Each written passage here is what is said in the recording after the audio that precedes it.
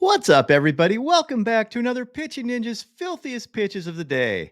I am Pitching Ninja, and I'm here by myself again today. We will be back on Thursday, and I'm really looking forward to it because I hate editing these videos by myself. Anyway, enough whining from me. I'm going to start with MacKenzie Gore. I was reading an article on MacKenzie Gore in the Washington Post, which I thought did a really good breakdown about all of the changes he went through in the offseason, how he went to the Wake Forest pitching lab, which is one of the best pitching labs in college baseball, to kind of take stock of where he was and see how he might take his game to the next level. And you might remember he was pretty good in 2023, but he's been really good in 2024. These are some of the changes that he's gone through in the last year.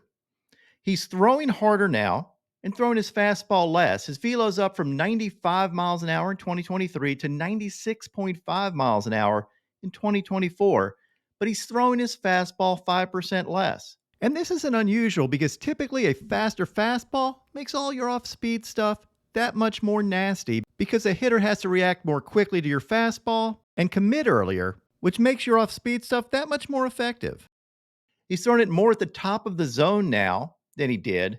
He's actually lowered his release point a tiny bit, and this has led to a decrease in his vertical approach angle, which allows him to throw fastballs at the top of the zone better. It's a little flatter. His fastball also has less drop this year and has a little bit more run due to that change in release point. What they also found is that he was too predictable on certain counts by throwing fastballs on 0-0, 1-0, 2-1, and 3-2, basically pitches where he had to get it over.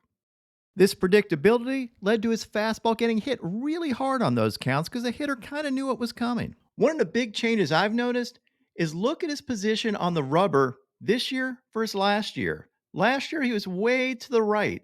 This year, he's more centered. This changes the angle his pitches come in on. He also changed his hand position out of the stretch. He's lower now, where before he was higher. Maybe he thought he was tipping his pitches, or maybe it helps him be in rhythm more. Either way, it's a change. All of these changes have helped Gore's stuff. His stuff grades out higher this year, and these changes can be seen in both his expected results as well as his actual results on the field.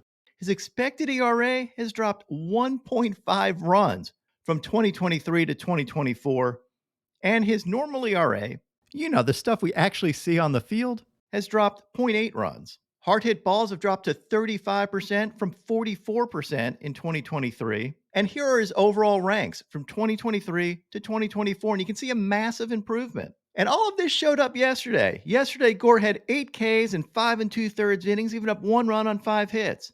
You can see him attack with elevated fastballs. And his curveballs were nasty. Picked up a sword here. Here's an overlay of his fastball and curveball. You can see how well those pitches work together and how well he tunnels them. And all this being said about Gore's changes, the Mets still ended up beating the Nationals 9-7. David Peterson faced MacKenzie Gore and was really solid. He had 2 Ks and 6 1/3 innings, giving up 2 runs. He had this curveball and this slider to James Wood, who is making his major league debut. And you can see his great hands here as he catches his helmet on this K.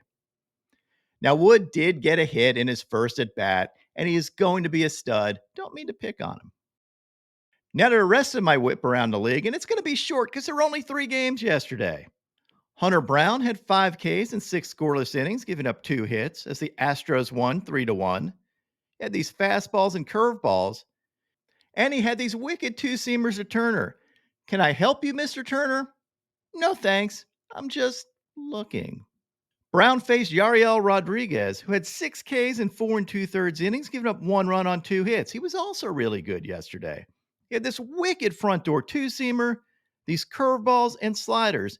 And here's an overlay of his 94-mile-an-hour 2-seamer with an 87-mile-an-hour slider. And look how well those things tunnel. One thing I notice about Rodriguez is look how slow his delivery is.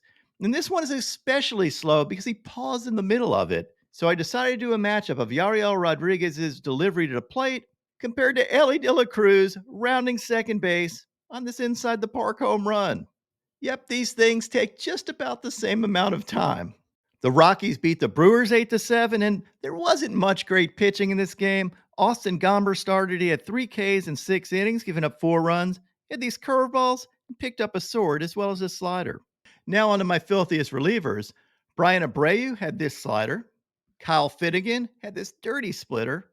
Dylan Floro had this wicked sinker with 19 inches of run. Josh Hader had this heater.